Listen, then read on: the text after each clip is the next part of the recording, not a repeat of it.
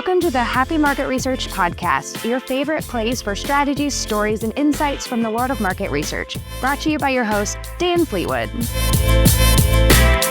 Hey everyone, welcome to the Happy Market Research Podcast. I'm your host, Dan Fleetwood, and today I have a very special guest, Tyler Lewtan, and he is the CEO of Zintro. So Tyler, go ahead and give a brief introduction about yourself, and we'll go from there. Thank you for having me on.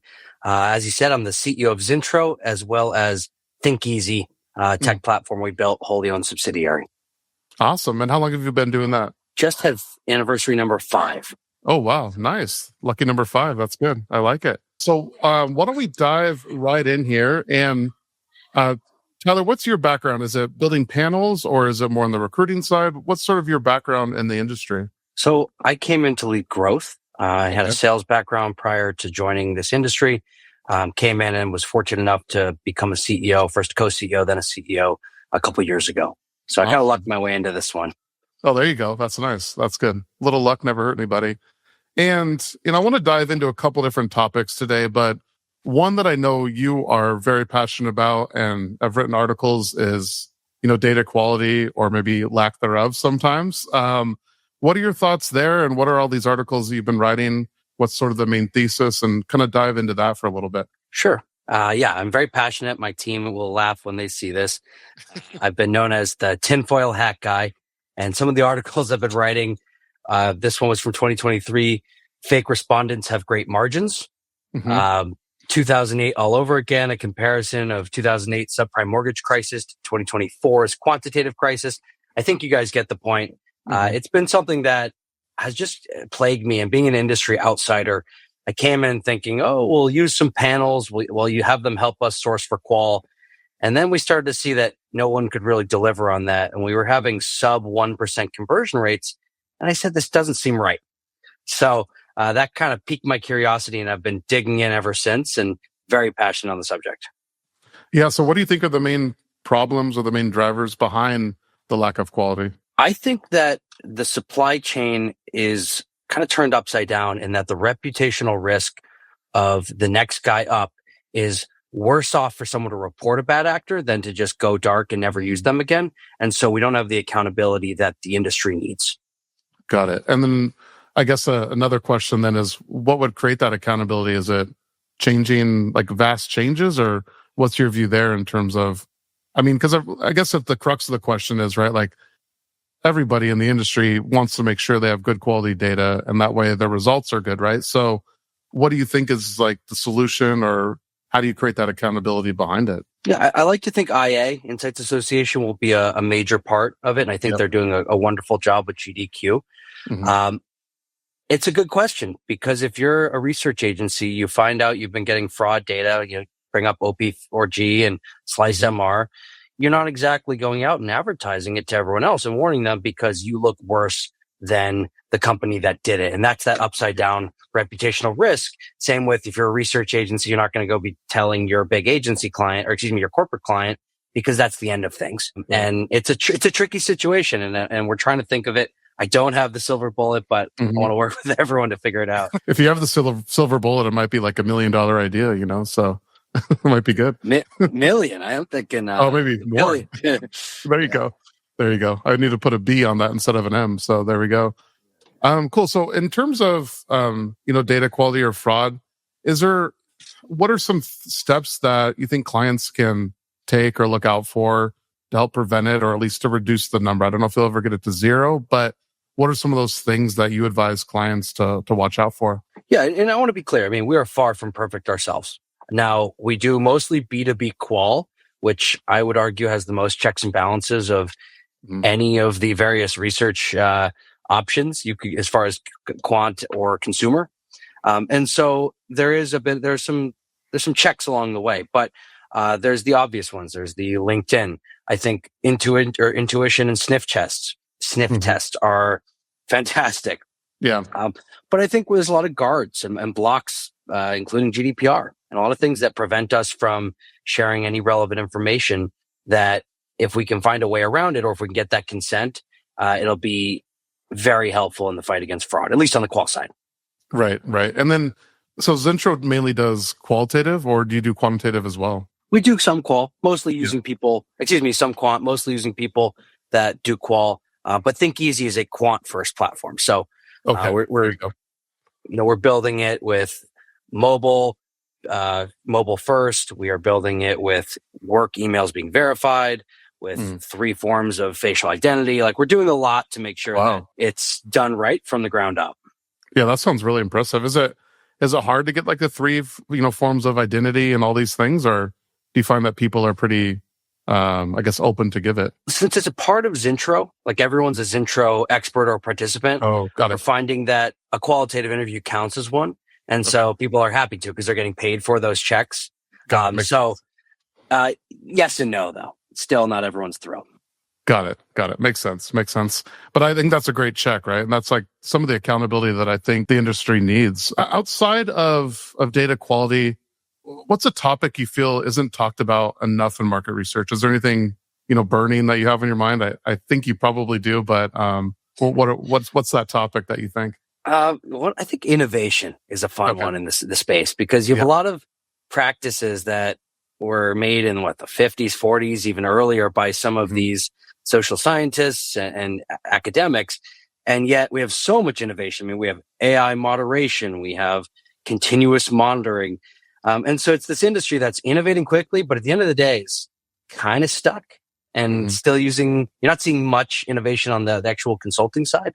So I love the innovation. I want to turn everything upside down, figure out, can we do it better? How do we twist it?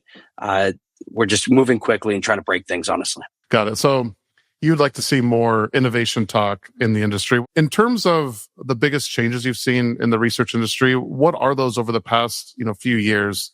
Anything come to mind? Well, I promised I wouldn't come up and blabber about AI, but I think it'd be remiss. I mean, that's clearly number one. Yeah. And just all the adjacent AI topics, synthetic respondents that used to be used for test data. Now they're being used by bots and people, but also for good, but in many ways. Survey fraud's getting advanced, I think, and it's people are being made aware of it and that they can do it. So you have a lot more people pushing the bounds. Inclusivity in B2B research. That's been something that has been popping up, especially in the wake of 2020 and just, you're seeing a lot more representative samples. A lot of that tech innovation I was mentioning, the AI moderation, instant insights, qual at scale, those kinds of things. Am I missing any? Yeah. No, I think you got them all, at least that I can think of. AI is definitely the biggest one, right? And then AI automation, and then you have agentic AI obviously coming on more now. In terms of how do you see these things shaping the future of research? I mean, right now, I think we're probably in the infancy stage is what I would say. And where we'll be, even a year from now, I'll be different. But how are you thinking about it from you're obviously leading the company. How are you integrating AI, and how do you think about it in terms of how it's shaping the future of research? Yeah, I mean, at least on our side, I think we have a little bit of buffer. At least I like to hope so.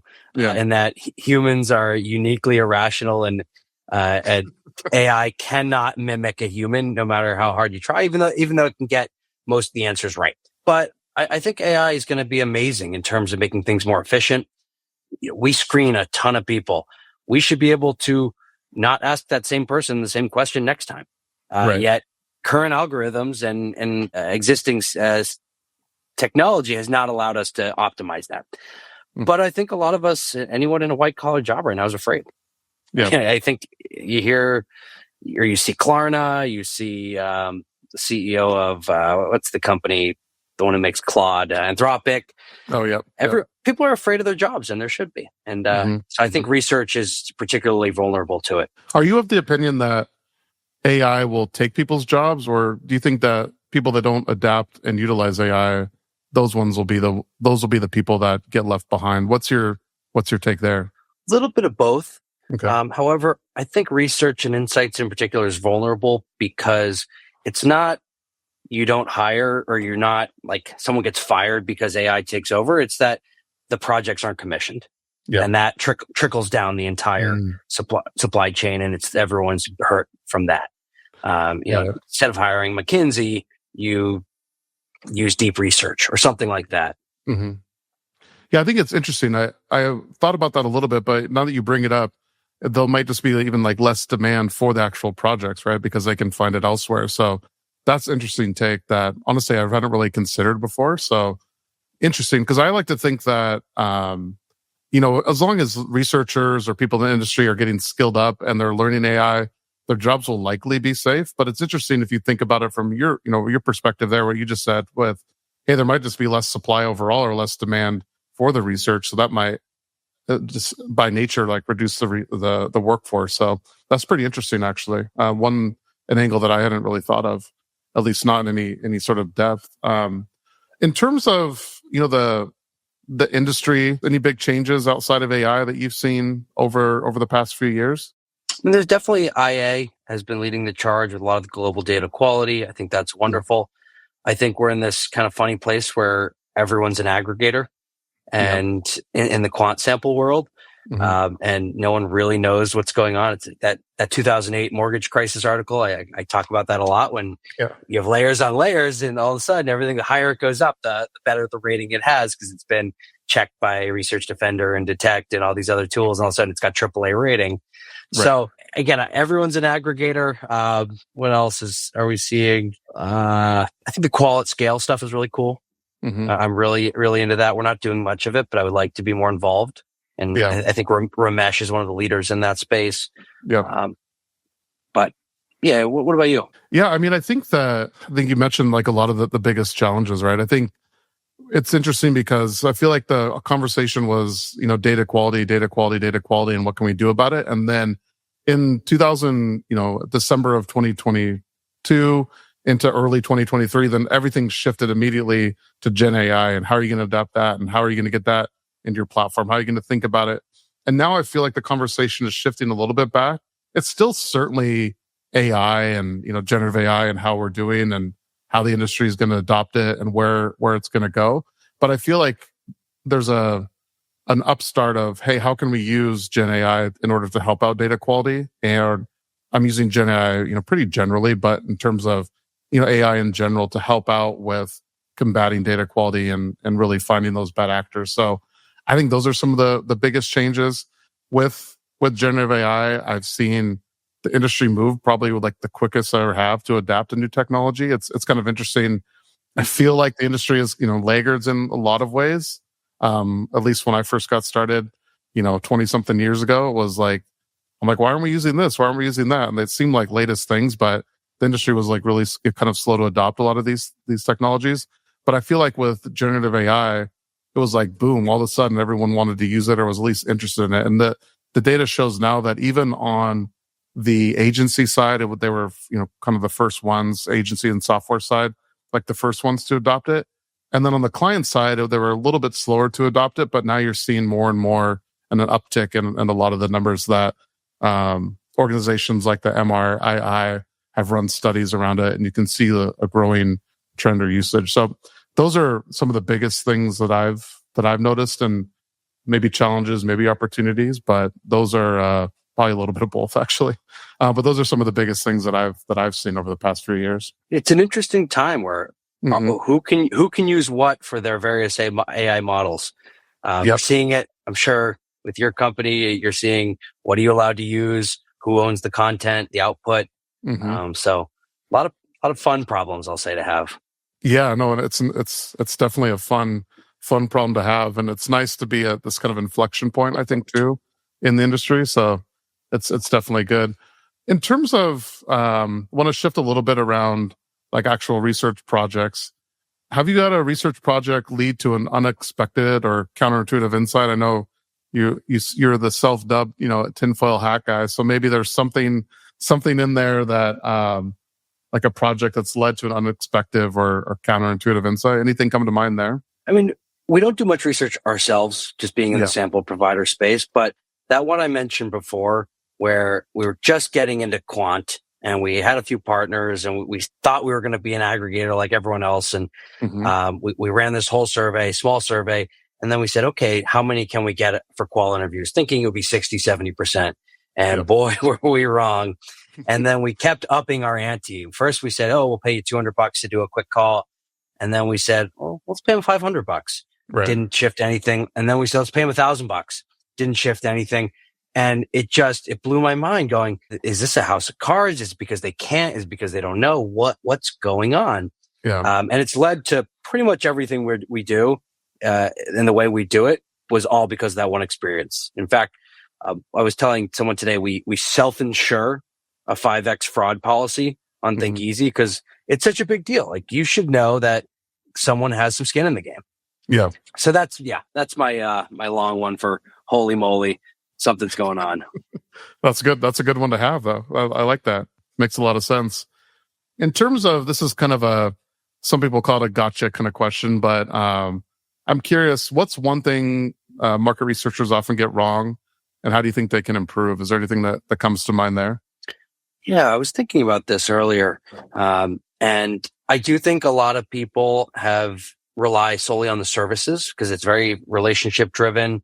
And I worry about some of the disruptible positions, the moderation, some of the project management, and it's been good for a lot of people. And I'm in QRCA, and I see that a lot of people have no idea AI moderation exists.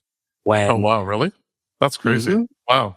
Okay. Yeah. And I kind of assumed that everyone was keeping up with trends and the tech when big groups of people have no idea it exists. So that's one thing. But I think that this industry is full of geniuses and really smart people and big innovators as well. So I think we all get a ton of things wrong. Yeah, that's true. As long as you get more right than you get wrong, you're winning, right? So that's the biggest thing. Yeah. And say it with confidence. There you go. All right, let's move on to, we could talk about, some advice and takeaways. I think a lot of people would like to be in your shoes as a CEO.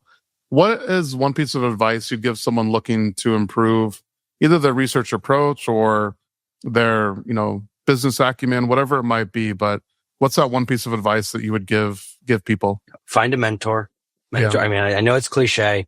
Mentors are incredible. People love being mentors. And then, especially in this industry, it is that relationship driven. Go meet people. I used to think this is one you could come in, get a bunch of behind a remote desk salespeople and blast your way into success. No, it is events. It is handshaking. It is throwing your own events. It is getting out there and becoming a person of the people. Yeah, I 100% agree with that. Getting out there, shaking hands and meeting people definitely helps out. That's a great piece of advice. In terms of, are you a big reader? Do you like books, podcasts? Anything that shaped the way that you think about market research or business? Any books or podcasts there? I do. I actually consume way too much content. Okay. And this isn't meant to be a self-promotion, but one of the resources that shaped me the most was that survey platform we built, because I use a lot of our own research budget to just understand how do researchers do things. And it's been huge. I ask a single question here, a single question there, and I'm just always using and getting third-party opinions. And I love it. I'm addicted. Got it.